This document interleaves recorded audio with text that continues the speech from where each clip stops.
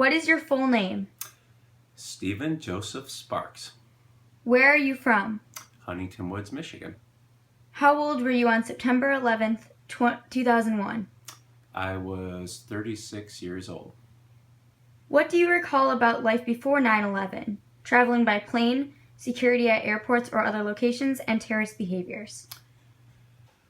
Before 9/11, the biggest difference that I remember was people could actually go into the airport if you didn't have a ticket. If you weren't flying, you could meet somebody at the gate. Now they only let you go if you have a ticket if you're flying. You could actually bring a water bottle with you. Now you can't do that unless you buy it after you go through security. Security is a lot more stringent now than it was before 9/11. Those are probably the biggest things. Were you scared of being attacked by terrorists before 9/11? No, I wasn't. I wasn't scared then, and I'm not really scared now.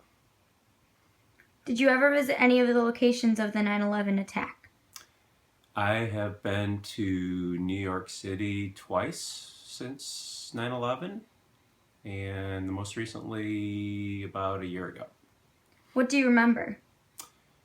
I remember being very impressed with the new Trade Center, the new Trade Center 1, I think it's called, how big it is and how impressive, there's a bug in my face, how impressive it was that they built that so quickly since then. Interesting. Okay. How did you find out about the attacks? What were you doing at the time? I had just gotten into work. It was probably about a little after 8. I just got into the office. I remember a guy from my office was talking about how a plane hit the Trade Center, and I was thinking maybe it was like a little Cessna or something like that. I didn't know how big it was at first. And then I had a meeting at General Motors. I was driving to the meeting, and then I heard all the news on the radio about. Actually, I was listening to it live on the radio when I was driving to my meeting, and the second plane had hit the Trade Center right when I was driving, and then right after that, the plane hit the Pentagon, and then there was the other plane in Pennsylvania. So everybody was kind of freaking out, and I remember I was going to General Motors, and I was kind of freaked out too because I was going to their tech center, and there's like 40,000 people at the campus there, and I was thinking nobody really knew what was going on or how big it was because we are just getting attacked all over the place, and I was thinking, is this a smart idea to do this, or should I like go back to the office? It was just really kind of disbelief that this was actually happening. What were your first feelings or emotions when you heard about the attacks? Disbelief that it was just shocking. Like this, how could this be happening? What's going on? When's this going to stop? Is this going to you didn't know at the time. Now you look back and there's it was big, and there's three main areas that were hit. But at the time you're thinking could it happen in Detroit? Where's it going to end? And I remember being very mad, but not really knowing where to direct my anger. That was kind of probably the oddest part about it. So, when you were with other people, what do you remember about sharing that moment? With other people at the time? Yes. Really just people were really mad, and people were, you really didn't know who to be mad at. It was kind of the strangest part that, something bad happened and it was terrible, and, you really didn't, you were mad, but you didn't know where to place your anger. That was probably the weirdest part. Were you personally connected with anyone in the towers, Pentagon, or the planes? No. All right. So, talking about the government, how have the additional security measures at airports made you feel? Honestly, I think it's good that they have the security that they do, but I'm not really sure that it's as effective as it could be. I think it's kind of silly that everybody who travels has to take their shoes off, or 90-year-old women and kids. It seems kind of silly. Honestly, I think that if something's going to happen again, it's probably not going to be the same type of situation as when we got attacked the first time. So I think there might be some wasted effort there, but I think it's good that they do check, and that I don't mind waiting a little bit to have my bags checked or to go through screening, because I think that's important. But I'm not really sure that some of the methods they use are appropriate because it's something that happened in the past, and probably not the same method that's going to be the next attack if it does happen. So, thinking about the present day, what do you believe is our nation's greatest security threat and why?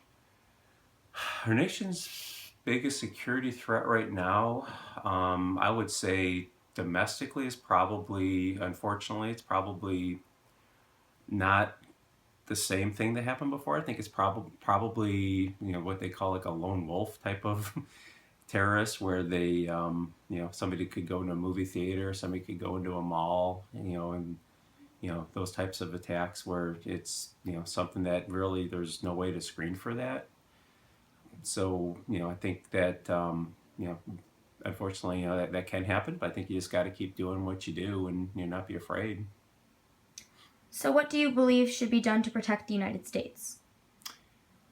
I think it's important that we really know who's here. I think we have to watch who's coming into our country. I think it's great that we have so many people from so many different areas of the world, so many ethnicities that come to this country. I think we're unique in that regard, that there's really no other countries in the world. I've traveled to a lot of countries around the world, and there's really no place in the world like America. We have so many people from so many different regions of the world, religions, ethnicities that live as one. But I really think it's important that we do know who's here, and we got to watch, especially with situations like are happening in Syria, where there's a lot of refugees coming over.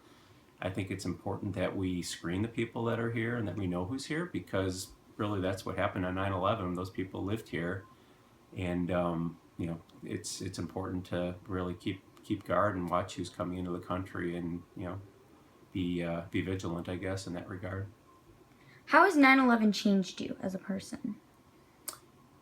I'm not sure it's changed me too much. I think the like I said, I don't live in fear. I think you have to keep going on and not be fearful of what you do. Otherwise, those people that do stuff like that win if you do that. I think overall, even though there was a lot, the people that did what they did on 9/11 it was very evil, and that was very hard to believe and made you feel anger.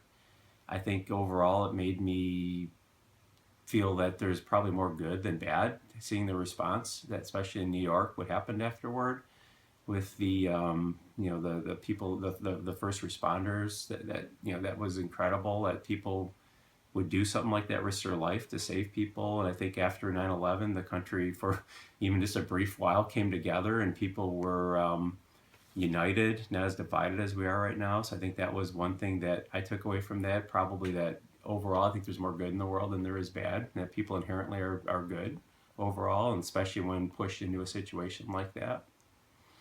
So, what lessons do you think should be learned from 9/11? I think the biggest lesson to be learned from 9/11 is, again, be careful. We got to be guarded, but not to the point where we lose who we are. America is, like I said, is unique in that we have more different people, more diverse people here than anywhere else in the world, and we can't lose that. If we give in to that, and if we live in fear and change who we are, then I think we lose. So I think the biggest lesson is you got to be careful, but also you got to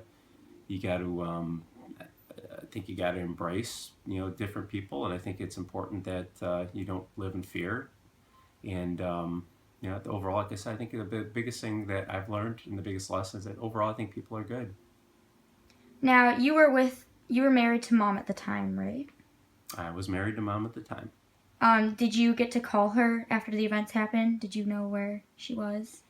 Yeah, she She was safe? she was at work and I was at work, so I called her right afterward, and we were both kind of in disbelief. But yeah, she was working and I was working, and unfortunately, even though 9/11 was a major event, we both had to work, and it was almost like any other work day in that regard.